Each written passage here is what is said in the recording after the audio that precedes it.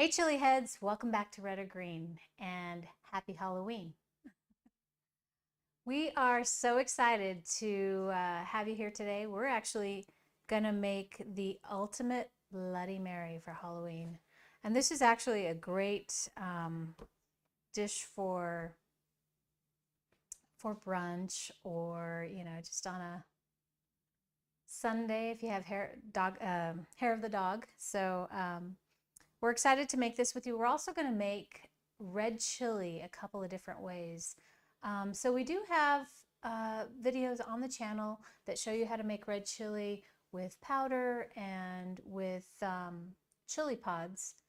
But we're going to actually walk you through the process today and do just some things a little bit different. And if we have time, I'm not sure if we do, we'll go and we'll prepare something with that red chili.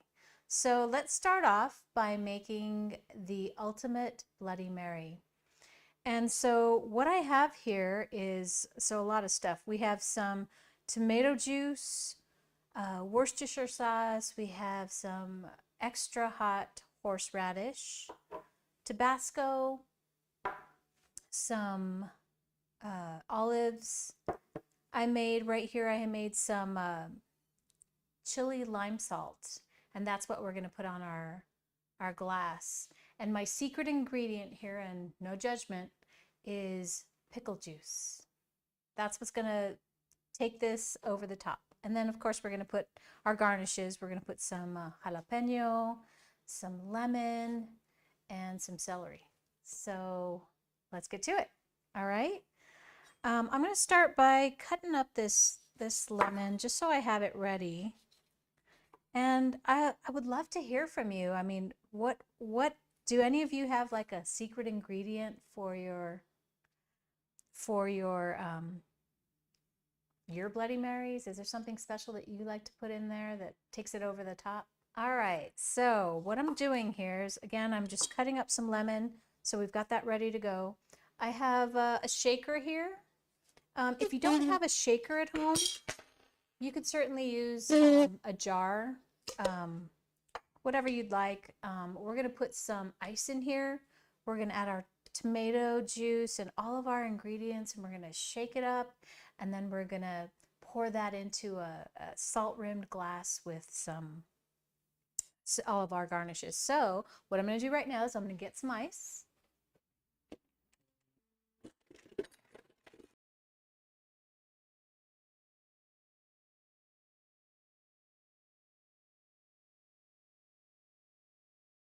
Up about halfway. I got too much in there, so I'm going to take some of that out. About halfway, because we want all our ingredients to fit in here. And so I'm going to start off with some tomato juice, and I want to measure this a little bit. So I'm going to use, and this is about 4 ounces right here. So I'm going to use 2 of these because I'm going to make just the base. And then I'm going to add some vodka later, okay? So I'm going to start off with 2 of these. And again, this is about 4 ounces. Maybe more like 3, because I'm not really filling it up to the top. Okay. So now we're going to go on to our horseradish. And what we're doing here with the horseradish is, I forgot to open it up,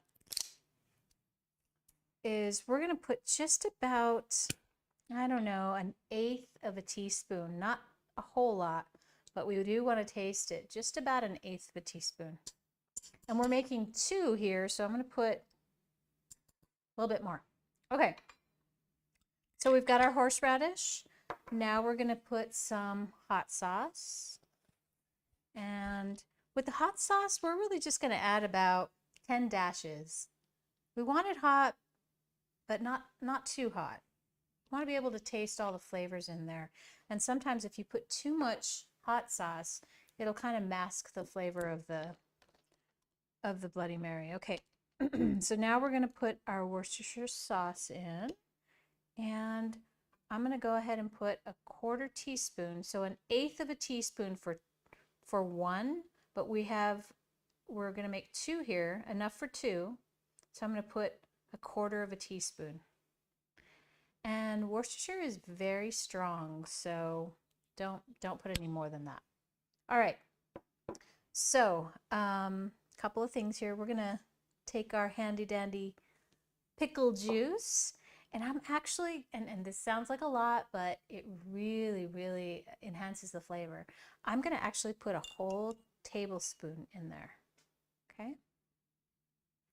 All right, so moving right along, I'm going to use a little bit of my chili lime spice, and you can also put celery salt in here. That's another common ingredient to put into Bloody Marys, but this is my favorite. I get it from Trader Joe's. It is fantastic. I use it in a lot. I used it here for my my chili lime salt.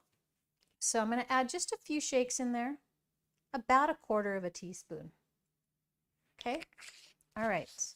So let's see. We're going to add our lemon here. And I'm going to put plenty of lemon in this. So I would say about 1/4 of a very juicy lemon. And this one is really juicy. And you can tell if a lemon is juicy if the skin is sort of smoother. That's how you can tell if the lemon is juicy. All right, almost done here. One more, and then we'll have about 1/4 of a lemon. This is smelling really good. Okay, so am I forgetting anything? I don't think so. I'm going to bring this other lemon over here because I want to use it for some garnish. Forgot to prepare that. So now I've got all my ingredients in here. I'm going to, oh, I did forget something. I'm going to come over here and add a little bit of pepper. Not too much, just to, if you have some fresh pepper, great. If you don't have fresh pepper, just a couple of pinches of regular pepper. I'm going to just twice grate a little bit of pepper in there. If you put too much, it'll throw off the flavor too much. Okay, so here we are. We've got our mix ready to go. I'm looking for my top here. And I'm going to just shake it around a little bit. Again, tell me what ingredients you like to put in your Bloody Mary. Do you even like Bloody Marys? Years ago when I was bartending, I had no idea what I was doing with Bloody Mary. So a lot of people will make them with Clamato. And I kind of think that when you do it with Clamato, it already has a lot of the flavors and the ingredients in there. And so you don't have to add a bunch of these, but I really kind of like to make it just fresh from fresh tomato juice. Okay, so what I'm going to do now, I have a couple of glasses here in the freezer. I'm going to pull those. I wanted to keep them in there so that they would get nice and frosty, and so that when I put all the ingredients into the glass, it doesn't melt right away, and it just looks cool. I'm going to pull those out, so give me a second.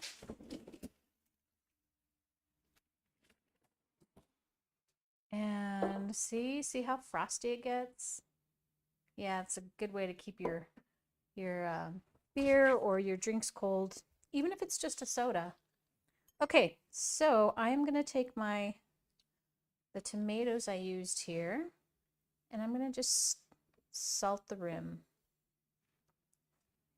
Put it in here. Then we've got our chili lime salted rim. I'm going to do the same for this one. I didn't have another pint glass, so I'm using just one of my regular glasses. Now I'm going to make this one virgin. Okay, my bad. I forgot to get some extra ice, so I'm going to do that really quick. We've got our frosted glass salted with some chili lime salt. I'm going to put some ice into these glasses so I can prepare our Bloody Mary. And I'm excited. I haven't had a Bloody Mary in ages, but it seems appropriate for on Halloween that we should have a Bloody Mary.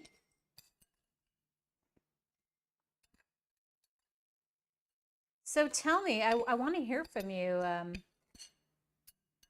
The last time we had a live stream, we had a special guest here. I'm just going to mix it up one more time before I pour it out. And I'm going to add, oh, let's see.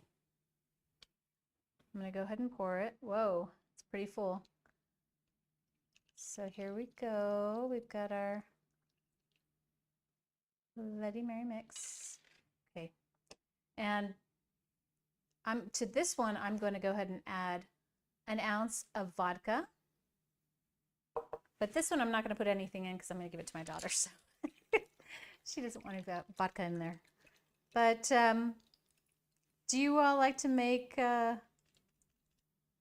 Marys for brunch? Or we had, in our last live stream, we had margaritas. And that was because we had Brian Stafford from Sadie's on the show.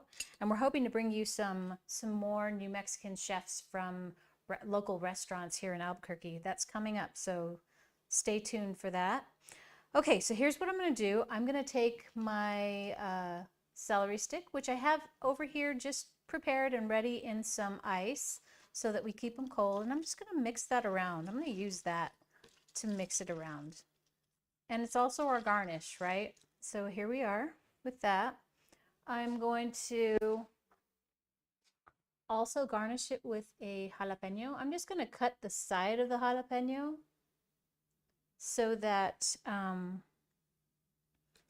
the side and middle just a little bit so that it actually fits into my glass. Again, we're just making the ultimate Bloody Mary here. All right, so I need some lemon. And I think I'm going to just cut it this way. All right, so there's our lemon. I hope you all can see that.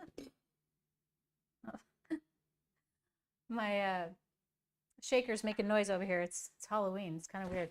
Anyway, so there you are, the ultimate Bloody Mary. I hope you all enjoy it. I'm going to sample it really quick because I want to try it. And I'm just going to lick a little bit of that lime salt.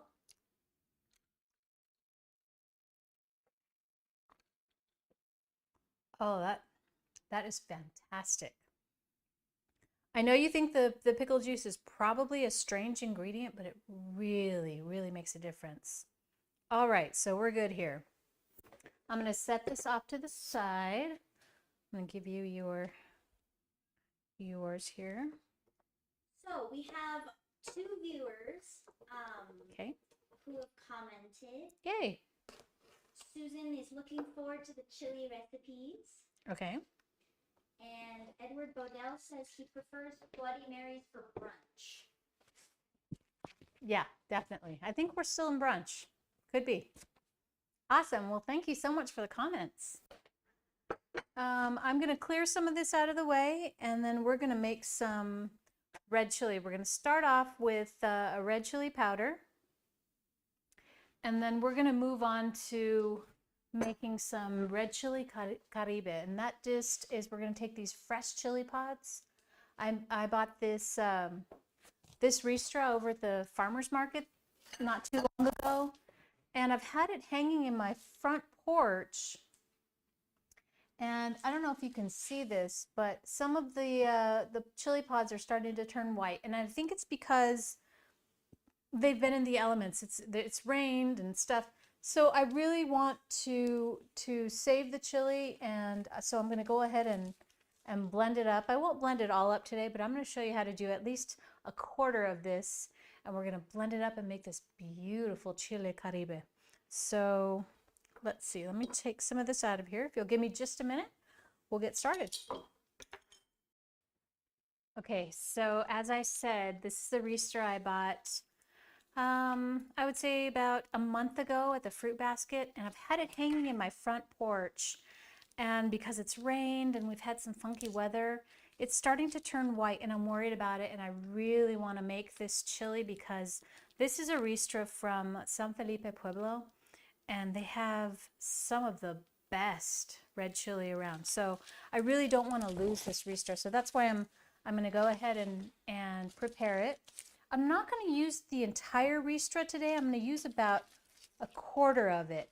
But I'm going to show you how you can take it from ristra to chili. And if you don't have a ristra, or you don't have access to these chili pods, New Mexican chili pods, because they're different than other chili pods, we're going to leave a link down in the description box to our partner at the Fruit Basket. They have all the supplies that you need to make this dish. So also the red chili that we're going to be using today. All right, so what I'm going to do is these, you can tell these are hot because they're smaller. And that's an indication that you've got some really good red chili. So I'm just going to open them up, and I've got my sheet pan here. It's going to, the reason I'm putting them onto a sheet pan is because what I'm going to do something a little bit different than we've done in the video on the channel. The video on the channel, we cooked them in a little bit of water, boiled them in some water, and then blended them up. But what I'm going to do today is I'm going to heat them slightly in the oven. And it does kind of the same thing, but I feel like it brings out the flavor of the pods just a little bit more. And I often do this when I'm making tamales. Okay, so here, I'm just taking out some of the chili, some of the seeds here. I want to keep the veins in there because that's where all the flavor is. But I'm just going to take out some of the and so I'm curious, what do you all use for, do you prefer to make your chili fresh from the pods or from your powder? Edward asked, which you kind of touched on a little bit. When they turn white, does that mean that they are starting to go bad? Yes. Yeah. It's just, so I'm going to pull one off here that has some of the white. I'm gonna still cut off the other piece because you can still use that, but this is just no good to me because the flavor's not in there, and it's not bad. I mean it's not, you could still use it, but it's just not what I want in my chili. So I'm just gonna take that part off, and I'm gonna basically use the bottom half of this. So really, have you all been practicing making your red chili, or have you been mostly making green chili lately because it's kind of still green chili season? What have you been doing? I will tell you that, you know, I have some green chili frozen, and it's probably gonna be a while before I make some more green chili, but I do have a lot of it. But chili for me is kind of seasonal. And so what ends up happening is, you know, in the fall, we all come and we put our green chili away. But then, well, at least myself, I end up using and making red chili a lot during the winter months. And I think the reason for that is because we go into the holiday season, right? And so we make some of our red chili gravy, which is a recipe on our channel. You can find that, or a video on our channel. And we make pozole, which is made with red chili. And to be honest with you, this caribe is something that I reserve for special meals, like not meals, but like sort of it's a special preparation because it takes some time and effort. I use it for, you know, tamales. I use it for pozole. But if you don't have access to these pods, you can actually order them from our partner. But you can also find this red chili caribe when we're done and you see how it's blended up and prepared.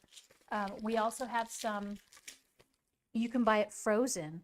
And the Fruit Basket has it, Bueno has it. And I'm sorry, I'm taking too much time here, so I'm going to try and move on a little bit faster. So you have access to this. And if you don't, connect with me and I will make sure that you find what you need. All right.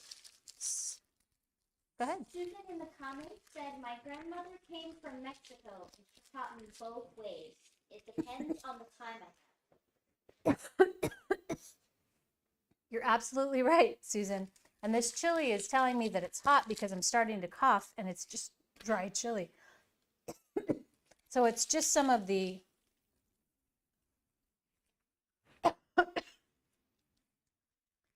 powder. Okay, so as you can see, we've got a bunch of seeds over here. And if you care to plant and make some chili of your own in the fall, you could save these seeds. A lot of people do that. I've done it in the past.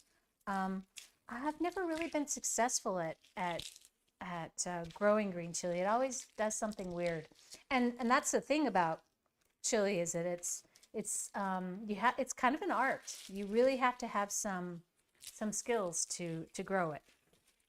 Okay, we're almost ready here. I'm going to turn my oven on to about 350, 325. And once I've got these all laid out, I'm going to put it in there for just a couple of minutes. I just want to heat it up and start to bring out the flavors. So here I am. I'm going to put it on 325. And we're almost done here. I've got it. I'm trying to take at least a quarter of the chili here. So I'm just going to show you. We're almost done. I'm taking about this bottom half here. It's more like a third. And I've got a mess on the floor, by the way. I've got a ton of seeds all over the place. I've got some cleanup to do after this. All right, so almost ready here.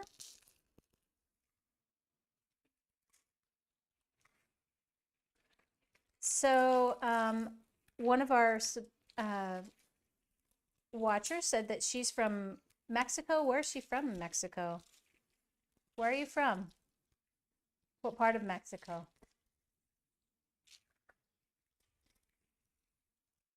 Okay. And were you using Guajillo chilies instead of New Mexican chilies? Because we've got so many chili varieties, right? There's so many differences.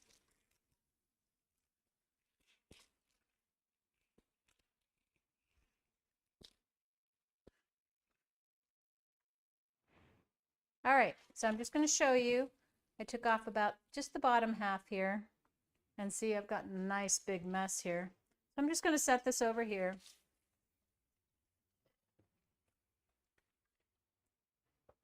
And again, I've got a lot of cleanup to do after this video.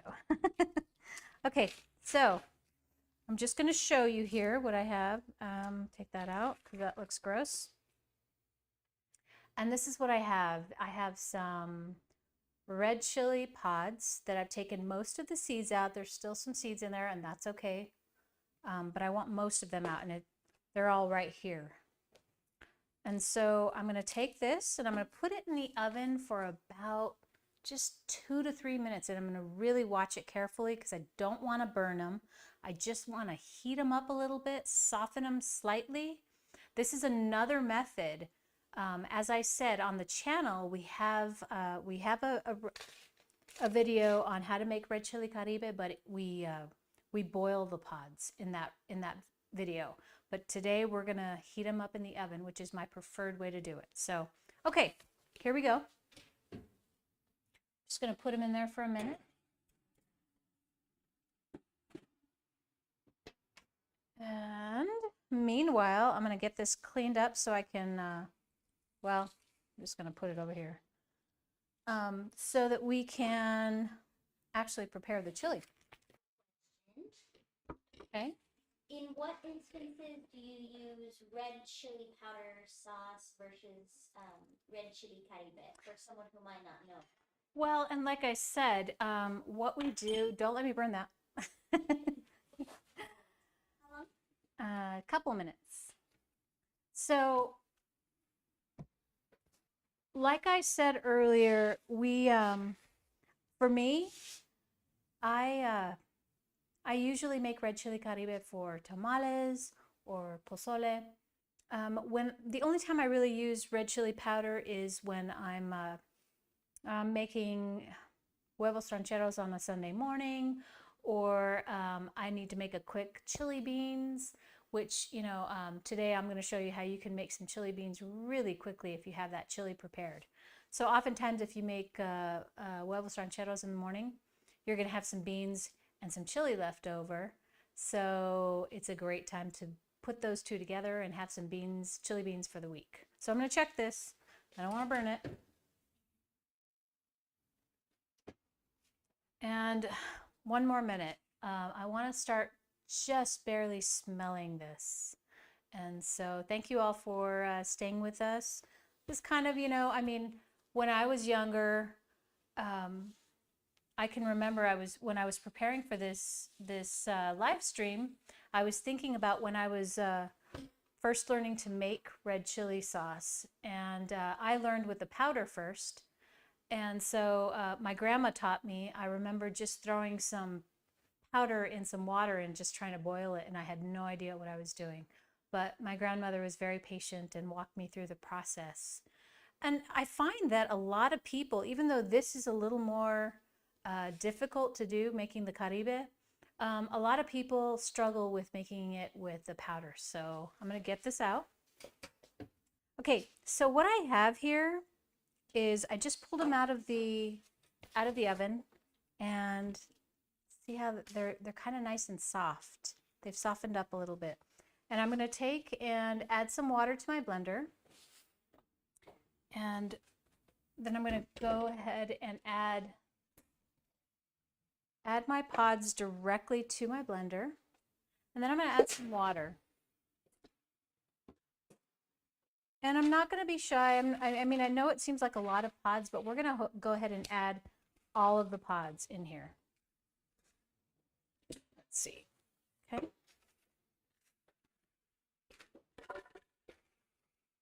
And there's going to be a lot of seeds on the bottom, which is fine. We don't want to add the seeds.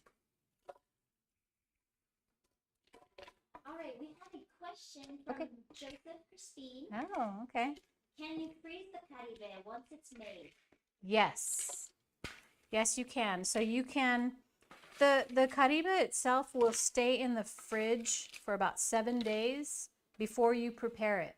And what I mean when I say prepare it, that means add some thickening agent to it, or you don't have to do it. I know that my brother tends to just kind of cook it up and add some garlic and salt to it and make it that way. But you can freeze it for up to a month. And I wouldn't, if you add flour or cornstarch to it to thicken it up, I wouldn't freeze it.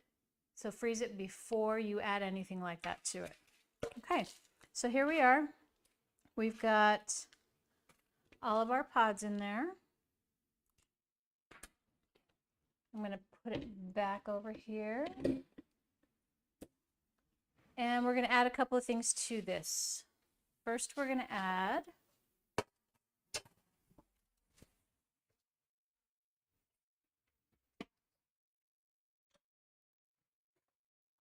a whole clove of garlic. And I've got about, so as you can see, the pods are almost to the top. We've got about, I mean, just almost to the top, I guess a little more than 3/4 full with our pods. And we're going to add 1 medium whole garlic clove to this. Because, I mean, if you don't like garlic too much, you could add maybe 1/4 of a clove or even a half, just depending on how garlicky you like it. I'm going to add this whole clove, and it's a pretty big clove, and I'm going to cut it in half just so it blends up better. So I'm going to go ahead and add this, and then I'm going to add a teaspoon of kosher salt. And again, I'm not going to add any more than that because I'm probably going to salt it later, but I do want it to have that flavor. And so I'm going to go ahead and add that. And then, of course, we have the water. And I'm going to fill this up a little more than halfway. So I might need to get some more water here. Okay. I'm going to get a little more water. Let's see. I'm just going to get a glass, add a little more water.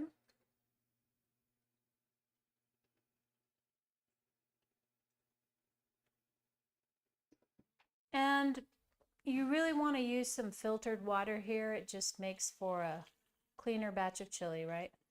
Okay, so I have filled up the water about halfway to the top of the pods, and I'm going to go ahead and start blending this. And I'm going to start on low, and then I'm going to move up to high because I want this to blend very well. Okay, so I don't want you to have to sit here while this is, you know, blending and blending and blending, but I'm going to just let that continue blending until it's smooth and good to go. I'm just going to pop it open so you can see it here. As the pods blend up a little bit more, it starts to get this really nice sort of gravy-like consistency. And that's what you want. Oh, and it smells. As I took the top off, you can smell the heat. Oh my gosh, it hit me like instantly. And I can also smell the garlic a little bit.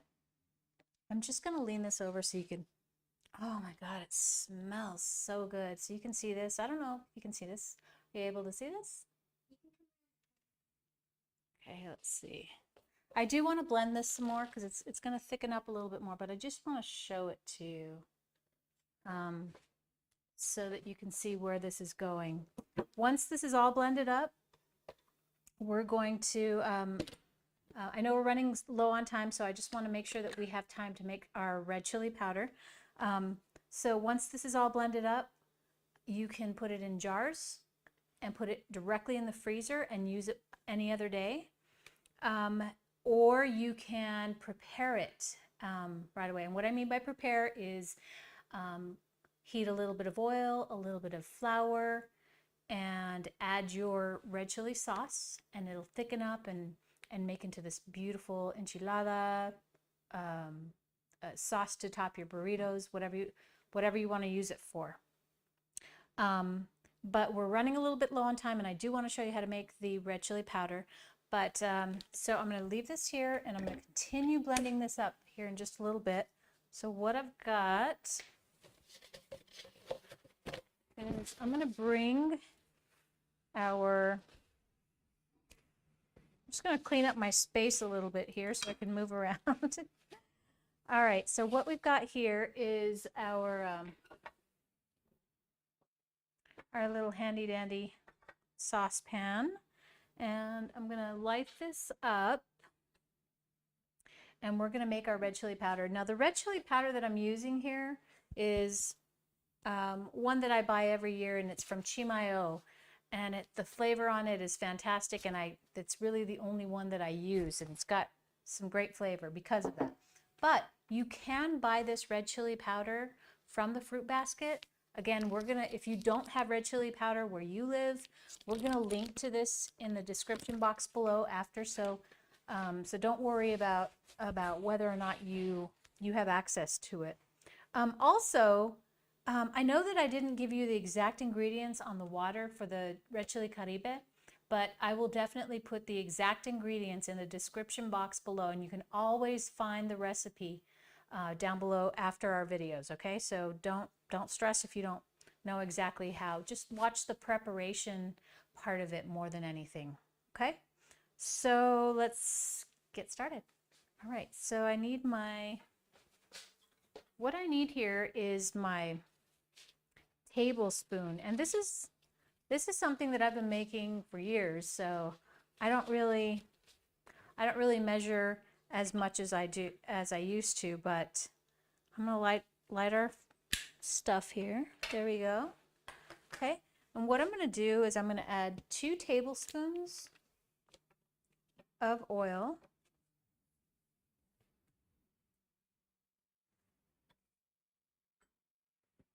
And actually, I'm gonna put 2 equal tablespoons of flour off to the side because once I put my tablespoon in oil, it's going to get all yucky and the flour is going to stick to it. So I'm just going to put 2 tablespoons here off to the side. And I'm using whole wheat flour just because that's what I usually use. It really does not affect the chili at all. You don't have to use whole wheat flour. That's just what I use because I'm used to that. But it doesn't affect the flavor or the thickness or anything like that. It's not real grainy. Okay, so now I'm going to add 2 tablespoons of canola oil. And I'm not using olive oil or another oil because I want, if you find an oil that's sort of neutral, I want this oil not to have like the pungent flavor of olive oil or avocado oil. It's just, again, what I prefer to use, but you can use whatever you want. I'm going to use my ladle here, and I'm just going to let the oil heat up just a little bit. I've got it on about medium-high heat. I don't want it too high because what happens is when I add the flour, if I have it too high, the flour is going to burn really quickly, and I don't want that. Because we still have to add the red chili after the flour is cooked for about a minute. I'm going to give it a minute, not more than that, because again, I don't want to burn it. And that's the key, keeping it between that. So I'm going to be really cautious about how long I cook it. So again, I've got 2 tablespoons of canola oil here. I've got 2 tablespoons of flour that I'm going to add in as soon as it heats up a little bit. And then I'm going to add in 3 to 4 tablespoons of flour. So of red chili. So you're going to double this to your oil and flour. Okay. All right. So it's heating up a little bit. Basically, we want to just cook out the flour, right? Because it's raw. And so it's heated up enough. And I'm going to just blend it into the oil. And just let it cook up for about a minute, not more than that, before we add our red chili powder. And I'll be honest with you, and I think I said this earlier, and I'm sorry if I'm repeating myself, but I get a lot of questions from people about how to make red chili from powder. So, and I'm doing it this way without any meat because, you know, not everybody likes to make it with meat. If I was making this with meat, so say for example a ground beef, I wouldn't add any oil because there's enough oil in the ground beef. Or if you were using turkey, you might want to add a little bit of oil. But you can make your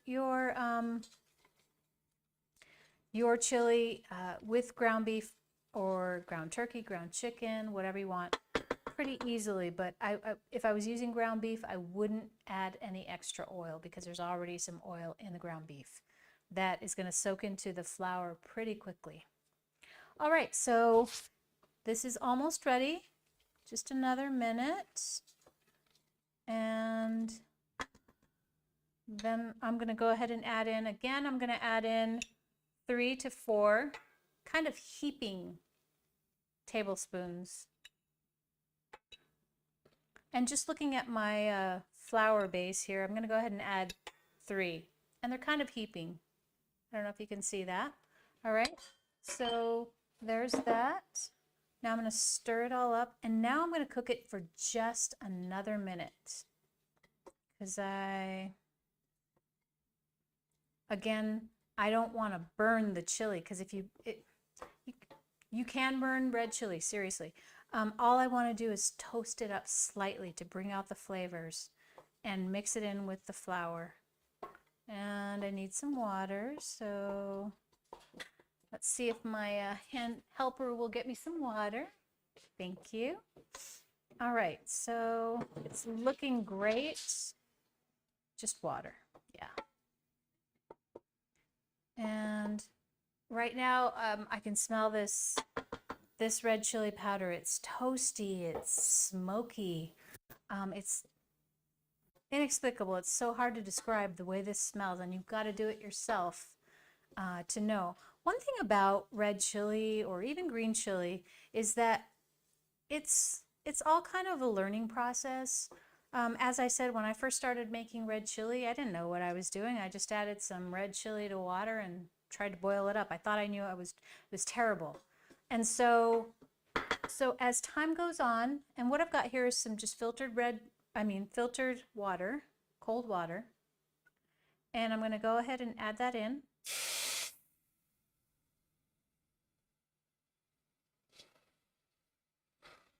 And I'm going to stir continuously because it's going to thicken up really quickly.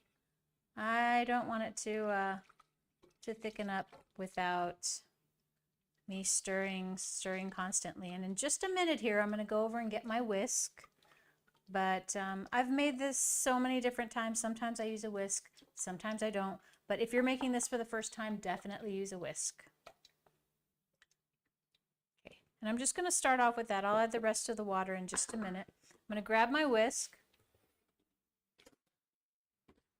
And again, I'm going to kind of stir this up. Oop. My burner went out, probably when I spilled water all over the place. Okay, so again, thank you. The butane went out in the middle of the video, so we had to switch it out. But luckily that we had an extra and we did that pretty quickly. So this chili is thickening up really quick. And we want to continue cooking it and bringing it up to a boil. But it's still too thick. I need to add all of this water, and this is about 2 cups of water. So I'm going to go ahead and add the rest. I've been using my whisk so that there's no lumps in there. When you cook with flour and powder like this, it's easy to accumulate lumps. But because I've used the whisk, there's no lumps in there. There was a pause because we had to change out the butane. So luckily, it's doing very well. But what I want to do here is I want to bring this up to a boil, and then I'm going to turn it down to a low simmer, and I'm going to simmer it for about 20 minutes, and then you're ready to go. But I'm going to add a couple more things in here. I'm going to add some granulated garlic. You could add fresh garlic, but I find that it's a little overpowering. So I like fresh garlic in the Caribe, but I don't like it in the powder. And that's your personal choice. If you like a stronger garlic flavor, you can add fresh garlic instead of granulated garlic. So I'm going to grab that, and I'm also going to grab a little bit of oregano. We have a question. Okay. Edward wants to know, if you add pork, can you brown the pork in the same pan before you add the flour, or should you do that in a separate pan? So are we talking ground pork or chopped pork? Let's say what's the answer for each one? Okay, so if you're cooking ground pork, yes, you can totally cook it in the same pan. You can do this whole process in the same pan. And we'll do that when we make some chili for some pozole in the future. But with pork, it's not very fatty, so you're not going to get a whole lot of oil. So what I would do if you're cooking chopped pork is I would add at least a tablespoon or 2 of canola oil, and then add your flour.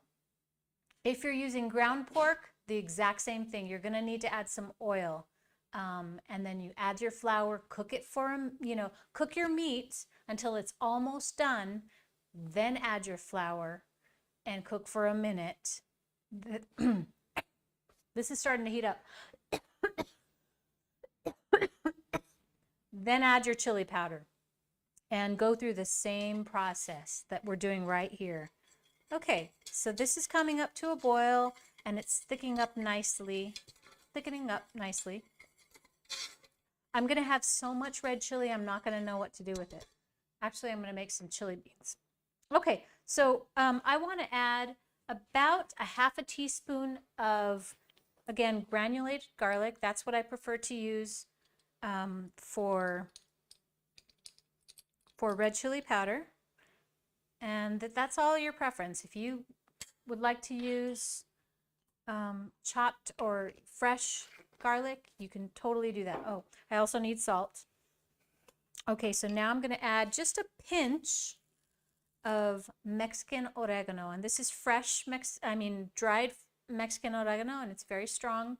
So I'm just going to take a pinch of it, so about 1/8 of a teaspoon, and add that in here. And I always have this on hand. I use it a lot.